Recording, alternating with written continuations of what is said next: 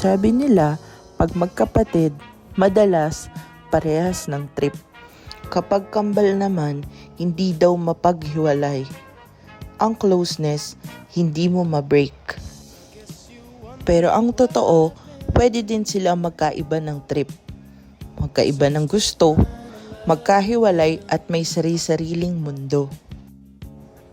Pero may isang chocolate na sure na magkakasundo sila. Kasi sa KitKat, sure na laging hating kapatid.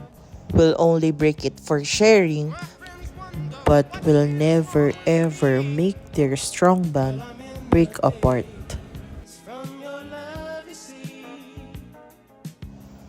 Hindi magkakahiwalay, parang chocolate with wafer, kaya hindi nakakaumay. Kayo, anong kwentong KitKat nyo?